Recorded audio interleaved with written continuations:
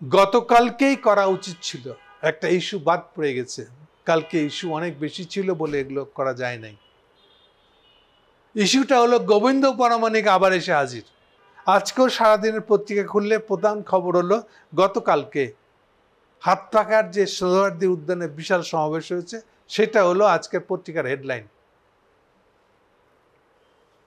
সবই ভালো।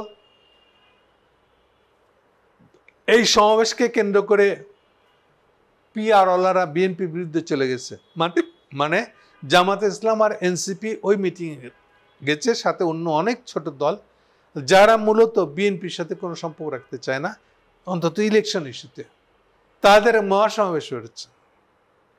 এগুলো সবই কম বেশি ভালো, খারাপ বলার কিছু নাই।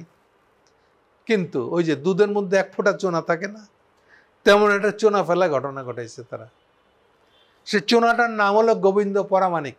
হ্যাঁ, বুঝতেই পারছেন, হিন্দু ঐক্য জোট। এই হিন্দু ঐক্য জোটের গোবিন্দ পরামানিক কালকে ওখানে একটা বক্তৃতা দিচ্ছে, সাথে আরো দুজন, একজন বৌদ্ধ লিডার আর একজন খ্রিস্টান লিডারও বক্তৃতা দিয়েছে। কিন্তু তারা ওই রানা দাশগুপ্তর গ্রুপ হিসেবে যায় নাই, বৌদ্ধ খ্রিস্টান ঐক্য পরিষদ নাম দিয়ে যায় নাই, ওটা না এরা, নাম দিয়ে যায় নাই না, ওটা না এরা। গোবিন্দ পরামানিক এই দলের না। আগে বলেছে, আবার মনে করাই দিই আপনাদেরকে, গোবিন্দ পরামানিক হলো সরাসরি আরএসএস এর ভাইস প্রেসিডেন্ট, বাংলাদেশের ইনচার্জ। এটা নিশ্চিত থাকতে পারেন, উনি নিজেই নিজের পরিচয়ের কথা আমাদেরকে জানিয়েছেন এর আগে বহুবার। বাদ ছিল খালি সর্বশেষ আমাদের এই ইউনূস সরকার, এই হাসিনা সরকার পতনের আগে আগে তাদের মধ্যে একটা বিভাজন হয়। কাদের মধ্যে? আরএসএস আর বিজেপির মধ্যে যে বিভাজনটা হয়, এই বিভাজনে রানা দাশগুপ্ত প্রধান ব্যক্তিত্ব হয়ে যায়। রানা দাশগুপ্ত তো ছিল আসলে বিজেপির, সে আরো বেশি করে মোদির কাছাকাছি লোক হয়ে যায় এবং সে বিক্রমে বাংলাদেশের পুরা মাতবর হয়ে যায়। আর ততদিক আমাদের গোবিন্দ পরামানিক পিছনে পড়ে যায়। এমনই পিছনে পড়ে যায়, মোদি যখন বলতেছে হাসিনা পড়ে যাওয়ার পরে বাংলাদেশের হিন্দু মারে নাকি শেষ করে হালানো হইতেছে, হিন্দু নির্যাতন হচ্ছে, হিন্দু নারীরা সিঁদুর দিয়ে রাস্তায় বেরোতে পারে না, এই ধরনের যত ধরনের গালগপ্প আছে সব ছাড়তেছে মোদি সাহেব। আর গোবিন্দ পরামানিক বলছে সব ভুয়া, সব মিথ্যা। মজা না? হেব্বি মজা। গোবিন্দ পরামানিক এই কথা বলতেছিল কেন? কারণ ওই যুগটাই ছিল আসলে বিজেপির সাথে আরএসএস এর ক্যাচাল। গোবিন্দ পরামানিক আরএসএস এর লোক, সে মোদির কাছে পাত্তা পায় না। এই জন্য সে মোদির ক্লেম যে বাংলাদেশে হিন্দু নির্যাতন হচ্ছে, ওই যে যেখান থেকে আমাদের ইসকন পার্টিটা আগায় আসলো, ওই সময় ইসকনের বিরুদ্ধে তাবৎ সময়টা বক্তব্য দিয়ে গেছে এই গোবিন্দ পরামানিক। তাহলে তো গোবিন্দ পরামানিক খুব বালা। বাংলাদেশের ইসলামিক দলগুলোর চেয়ে বোকা আর কেউ হয় না এইসব প্রশ্নে। আগে হয়েছে, এখন হচ্ছে, এরা গোবিন্দ পরামানিককে কুড়াই নিতে যাচ্ছে। জামাতে এরা কি করছে আপনাদেরকে মনে করাই দিই, এরা এত বোকার বোকা যে এই গোবিন্দ পরামানিককে কি করবে, কোথায় রাখবে, মাথার মুকুট করে রাখবে কিনা হিসেব খুঁজে পায় না। দুর্ভাগ্যবশত বোধ বিএনপি এবং জামাত ইউনূস সরকারের ৪-৫ মাসের মধ্যে এই হিন্দু ঐক্য জোটের নেতা গোবিন্দ পরামানিকের দলের একটা দাবি ছিল, ৬০টা আসন নাকি হিন্দুদেরকে দিয়ে দিতে হবে। এই দুইটা পার্টি, খোদ তারেক জিয়া এবং জামাতে ইসলাম, তারা দুজনেই রাজি। তাদেরকে প্রমাণ করতে হবে ইন্ডিয়ার কাছে তারা কত উদার হিন্দুদের প্রতি। ইন্ডিয়া খুব খুশি হবে এইটা করে দিতে পারলে। এই ভেবে তারা গোবিন্দ পরামানিককে মাথায় মুকুট বানায় নিয়েছিল। ওটা কেউ জানে না যে হিন্দুত্ববাদ কখনো ভালো হয় না, টের পায় নাই। এই রুমিন ফারহানকে দিয়ে বিএনপি যেদিন বলাই দিল, তারা সাইটেশন দিতে রাজি। আগে লোহাগড়ার ওই যে বিএনপির শাহজাহান চৌধুরী, তাকে দিয়েও জামাত ইসলাম বলে রাখছিল। তার সঙ্গে যে কত গলাগলি করা, ইসকনের ছবি দেখবেন আপনি, তার ঠিক নেই। যেদিন আমি বোমা ফাটানোর মতন করে বলে দিলাম, এই যে যারা যারা গোবিন্দ পরামানিকের এই বাদ 60 আসন হিন্দুদেরকে দেওয়ার প্ল্যান করতেছেন, এটা শিওর থাকেন, নিশ্চিত থাকেন দায় নিতে। কিসের দায়? এই 60 আসন নিয়ে বাইর করে তারা আবার বাংলাদেশকে 2 ভাগ করবে, করে এই টুকরা নিয়ে গিয়ে ইন্ডিয়ার সাথে যোগ দিবে। বাংলাদেশকে ভাগ করার দায়ে দুষ্ট হবেন আপনারা। কান্নাকাটি করে কিচ্ছু সুবিধা করতে পারবেন না তখন আর। তারা এমনই, কি বলবো এদেরকে, রাজনীতির বুঝে না। ইন্ডিয়াকে খুশি করতে হবে, বুঝেন?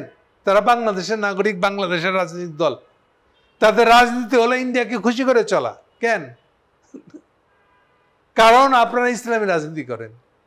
এই মুরদ আপনাদের, এই মুরদ নিয়ে আপনি ইসলামী রাজনীতি করেন, ইন্ডিয়াকে খুশি করে ইসলামী রাজনীতি করতে পারবেন? হ্যাঁ, এমন রাজনীতি আপনাদেরকে পেঁচাই নিছে যে তাদেরকে 60টা আসন দিতে রাজি হয়ে গেছিলেন আপনারা।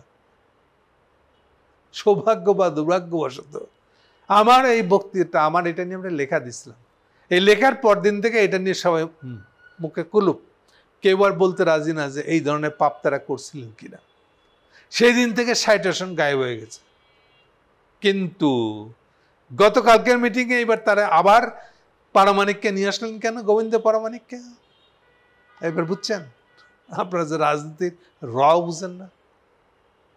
এটা তো অন্তত জামাতেরও তো আপত্তি করা উচিত ছিল, এনসিপিরও।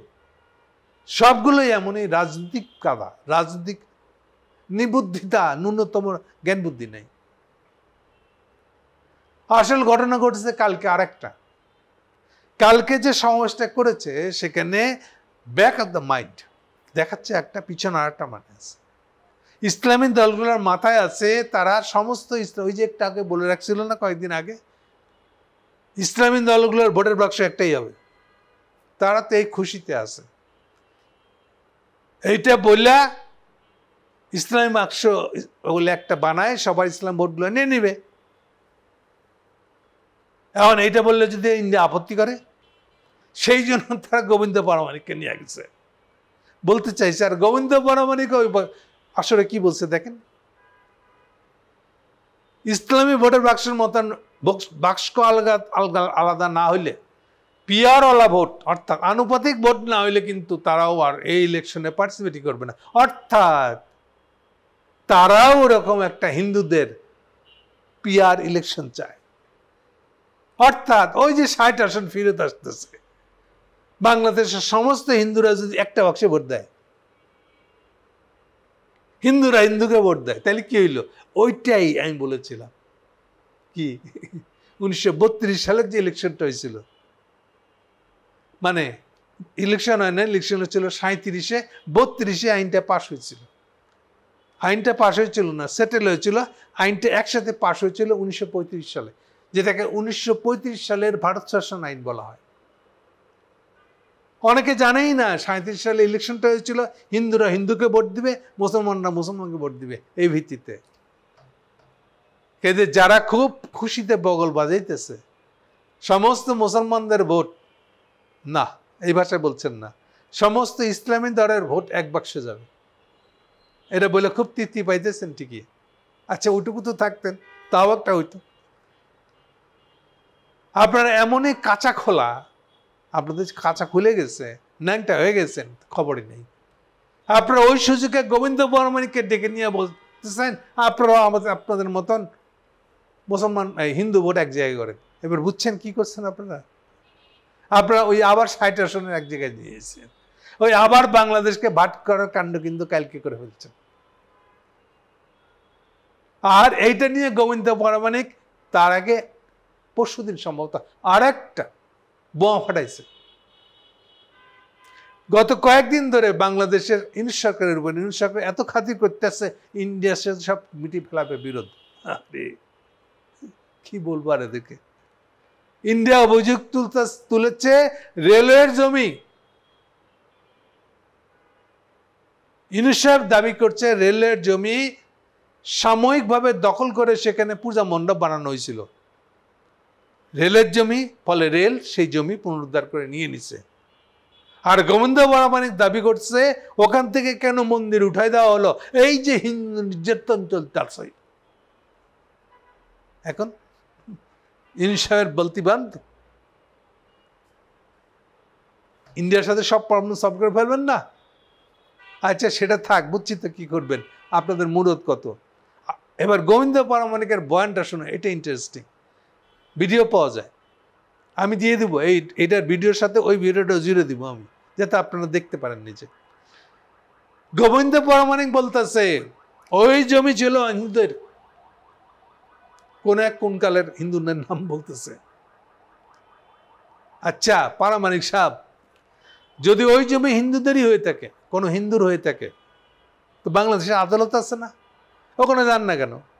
আপনার মন্দির উঠাই দিলে আপনি কি বলেন যেটা হিন্দুদের জমি ছিল, হিন্দুদের জমি থেকে আমি এখন মন্দির বানাই না মসজিদ বানাই, তা আপনার কি?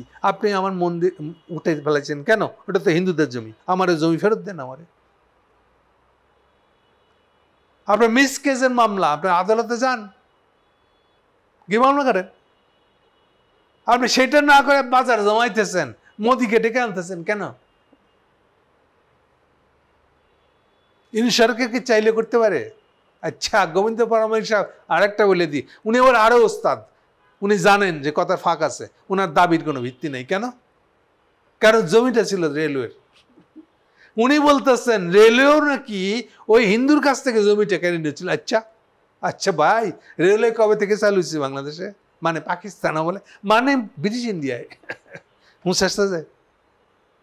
তার মানে কি ব্রিটিশ ইন্ডিয়ার সময় জমি কেড়ে নিচ্ছিল, তাই বলতে যাচ্ছেন? ভাইসা আরো পিছনে যান না, জমিদারদের আমল থেকে আসেন।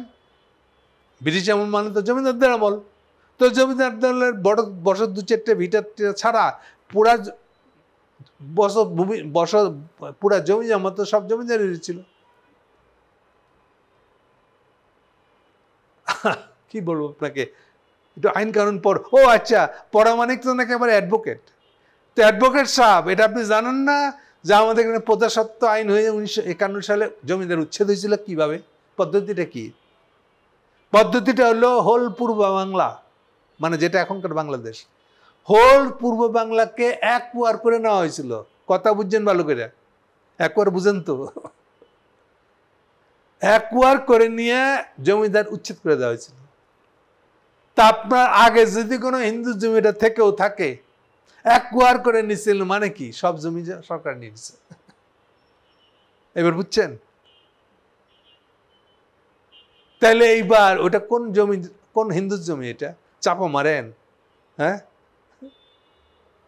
রেলওয়ের জমিটা ব্রিটিশ আমলে। এইবার বুঝছেন? এটা বুঝে শুনে কথা বলেন। আর সোজা রাস্তা দেখাইলাম আপনাকে, কোর্টে গিয়ে মামলা করেন। মামলা করেন না কেন?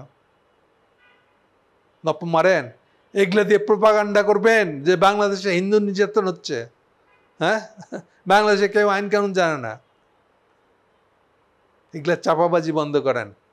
আর এই হাত পাকাওয়ালারা, আপনারা একটু চোখ কান খুলে তাকান। এই এই এই জামাতে ইসলাম, ইভেন এই এনসিপি, যারা যারা ওই মিটিংয়ে গেছিলেন, তারা কেন আপনাদের পাশে গোবিন্দ প্রামাণিককে বক্তৃতা দিতে দিচ্ছেন? যেই গোবিন্দ প্রামাণিক মোদির চামচা হয়ে বলতেছে বাংলাদেশে হিন্দুদের নির্যাতন হইতেছে, আপনারা তাকে নিয়ে কেন মিটিং করছেন? কি চাচ্ছেন আপনারা? বাংলাদেশ ভাগ হয়ে যাক, 60 আসনে হিন্দুরা ইন্ডিয়ার সাথে যোগ হয়ে যাক, আপনারা প্রত্যেকে দায়ী থাকবেন এই প্রসঙ্গে আপনাদের অবস্থান যদি পরিষ্কার না করেন। আর এই গোবিন্দ প্রামাণিক কোনো রাজনীতি করার কোনো অধিকার নেই বাংলাদেশে।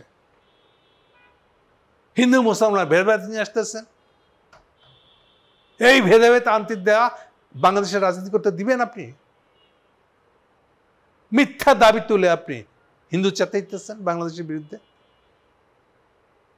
যারা যারা কালকের মিটিংয়ে ছিলেন সবাই এই ব্যাপারটা নিয়ে চিন্তা করেন, করে নিজের অবস্থান পরিষ্কার করেন, নাইলে এর দায় আপনাদেরকে আমি দিতে থাকবো। এই গোবিন্দ প্রামাণিক ঘাটের মোড়াটাকে উঠাই নিয়ে আসছেন আপনারা আবার, উনি আবার নিজের রং দেখায় ফেলাইছেন। কি বলছেন উনি? আপনাদের সবাইকে মৌলবাদী বলছে, সব নাকি মৌলবাদ। রেলের জমিতে ওনারা মন্দির বানাবেন। এই জন্য আপনারা সবাই মূল্যবাদ, একটু ভালো করে ভিডিওটা দেখেন আর একটা জবাব দিয়েন পাবলিকলি। Thank you.